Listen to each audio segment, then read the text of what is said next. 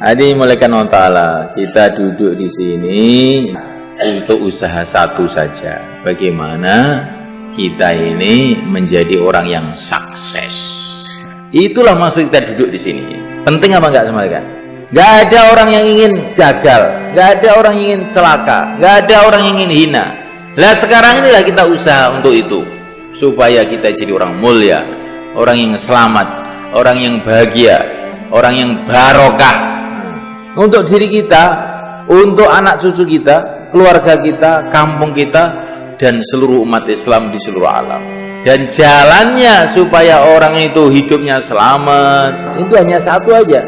Kalau dia itu hidup mengikuti petunjuk pencipta alam semesta, penguasa alam semesta, penentu alam semesta, yang membahagiakan dan yang mencelakakan siapa saja, yaitu Allah Subhanahu wa Ta'ala. Jangan ada pikiran saya akan selamat dengan harta. Kalau orang itu selamat dengan harta, Qarun sudah selamat. Jangan ada pikiran selamat dengan kekuasaan. Kalau kekuasaan bisa menyelamatkan, Fir'aun akan selamat. Jangan ada pikiran orang akan selamat dengan teknologi. Kalau seumpama teknologi bisa menyelamatkan, ahli-ahli teknologi tidak mati. Jangan ada pikiran kedokteran mau menyelamatkan. Seumpama kedokteran bisa menyelamatkan, dokter-dokter tidak ada yang mati. Satu-satunya jalan menuju keselamatan hanya satu saja, mengikuti petunjuk Allah Subhanahu wa Ta'ala. Pertama kali mengenal Allah, meyakini Allah, bahwa yang berkuasa di alam semesta ini hanya Allah, yang menentukan hanya Allah, bukan manusia yang berkuasa, yang menciptakan manusia yang berkuasa. Insyaallah. Bukan raja-raja yang berkuasa, yang menciptakan raja-raja yang berkuasa. Ini sederhana ini kata-kata ini, tapi ini penting ini.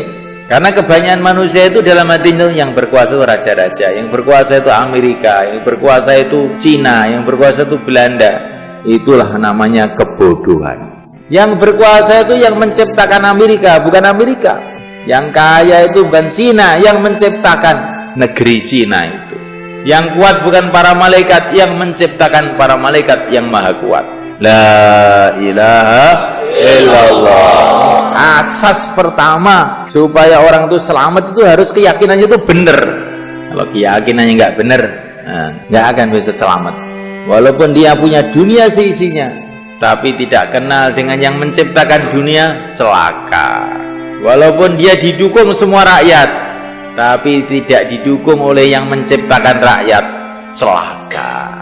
Walaupun didukung oleh semua raja, tidak didukung oleh yang menciptakan raja, celaka. Walaupun punya dunia seisinya, tapi dia tidak punya hubungan dengan yang punya dunia, yang menciptakan dunia, mesti celaka. Pasti, bukan mungkin, pasti celaka. Cuman kadang-kadang itu dia tidak sadar kalau dia itu celaka. Seperti orang naik mobil di jalan tol mulus, dengan tenang-tenang dia gembira naik mobil, nggak tahu di depannya itu jurang. Saya aman, saya sukses. Tunggu sebentar lagi, blok, wah sudah memet.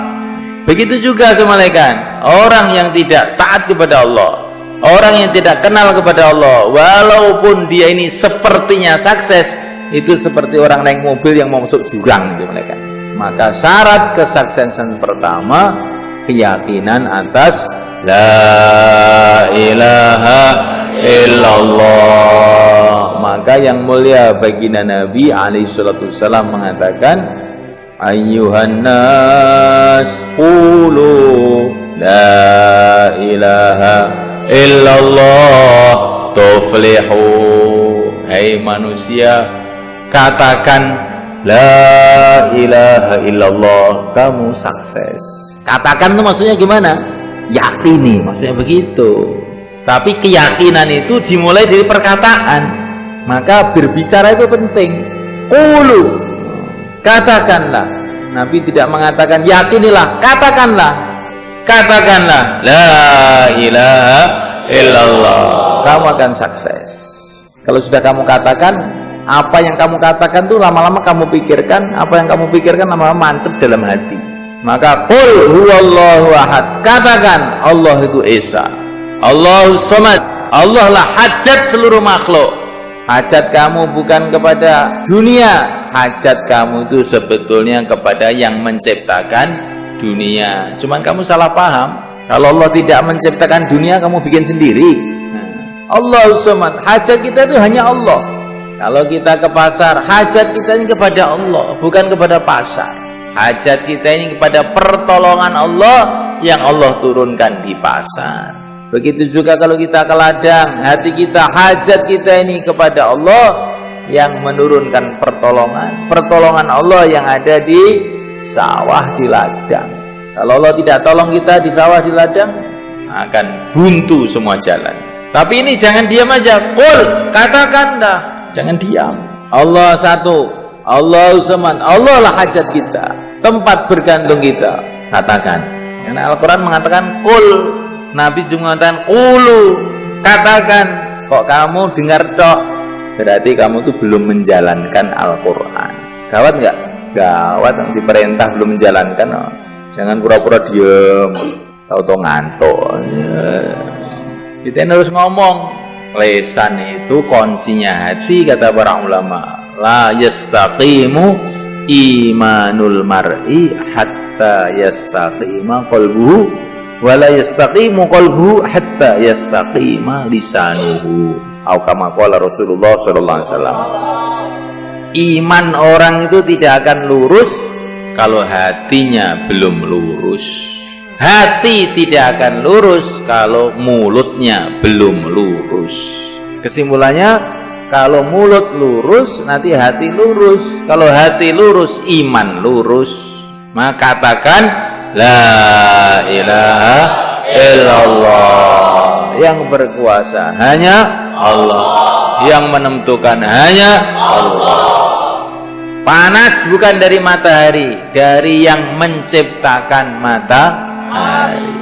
Mati bukan dari penyakit, dari yang menciptakan penyakit. Loh, ini penting ini, sehingga kita ini di mana saja hatinya kepada Allah. Makan tapi hatinya bukan kepada nasi, hatinya kepada Allah. Kalau Allah kehendaki nasi ini jadi baik buat saya, nanti akan datang kebaikan. Tapi kalau Allah kehendaki tidak, ya tidak. Maka mau makan di depan nasi, doa Allahumma barik lana fima razaqtana wa qina adzabannar. Ya Allah, berkatilah ini nasi ini. Kalau Allah berkati, nasi dimakan jadi seger, badannya kuat, ibadah enak, pikirannya lurus, ngaji paham. Ini makanannya barokah. Ya kalau makanannya nggak barokah, dimakan perutnya kembung, terus dengarkan ngaji ngantuk, inginnya maksiat aja. Ini makanan tidak barokah. Maka ini orang yang merasa ngantuk waktu ngaji ini, coba kamu renungi, tadi makannya pakai doa enggak? Loh, tadi saya sudah pakai doa loh Pak Kiai, tapi tidak sungguh-sungguh. Kalau sungguh-sungguh nggak ngantuan seperti kita ini, insya Allah. Dan terus paham, ngaji itu paham.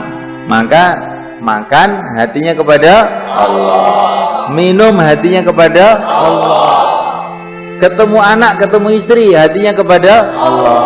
Assalamualaikum, semoga kamu selamat. Selamat dari apa? Selamat dari macam-macam, termasuk selamat dari dosa.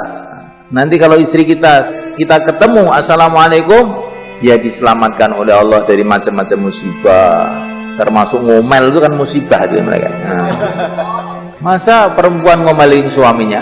Dosa itu. Nah, sebabnya apa? Sumbernya karena suaminya kalau ketemu nggak pernah mengucapkan salam. Hatinya tidak kepada Allah, hatinya kepada istri. Akhirnya Allah hukum istrinya awek kayak bebek. Ya. Siapa yang salah? Saya. Insyaallah kan? Jangan nyalahkan istrinya dulu, salahkan saya. Ya, saya sudah salam baru sekali, tidak salamnya sudah 10 tahun. Sekarang tobat, ketemu keluarganya, assalamualaikum. Hatinya kepada Allah. Mau tidur, hatinya kepada Allah. Bismikallahumma ahya wa bismika amut, dengan namamu ya Allah aku tidur, aku bangun. Ya hatinya kepada Allah. Ini adalah praktek iman itu seperti itu. Jadi iman itu dipraktekkan dalam kehidupan itu. Prakteknya gimana? Menghadapi apa saja hatinya kepada Allah. Maka dalam satu hadis dikatakan hasbunallah amanun likulli khaif, atau kama qala Rasulullah sallallahu alaihi wasallam. Hasbunallah itu adalah keamanan bagi setiap orang yang khawatir. Maka Nabi Ibrahim menghadapi Namrud menghadapi apa? Hasbunallah wa ni'mal wakil. Akhirnya aman. Kalau kita ada khawatir-khawatir, hasbunallah wa ni'mal wakil. Kalau mau buat apapun, bismillah. Bismillah itu maknanya saya buat perkara ini minta tolong kepada Allah. Barang siapa memulai kerjanya dengan bismillah, Allah akan berkati pekerjaannya itu. Ngaji bismillah. Barang siapa kumpul istrinya baca bismillah, nanti kalau jadi anak, anaknya tidak bisa disesatkan oleh syaitan. Makanya ulama-ulama Pakistan itu kalau melihat santri ngantuk aja ngaji, ini bikinnya tidak pakai bismillah ini. Nah terus bagaimana sudah terlanjur jadi ini? Ya sekarang aja baca bismillah yang banyak. Nah, dulu orang tuanya lupa. Jadi kalau anaknya itu ngantuan tuh jangan disalahkan anaknya dulu. Mungkin lupa ini dulu itu, nggak baca bismillah. Jadi semulaikan Allah SWT, ini penting ini iman nih semulaikan. Nah ini kita ulang-ulang hari-hari kita bicarakan sampai kita mati dengan la ilaha illallah. Inilah kesuksesan.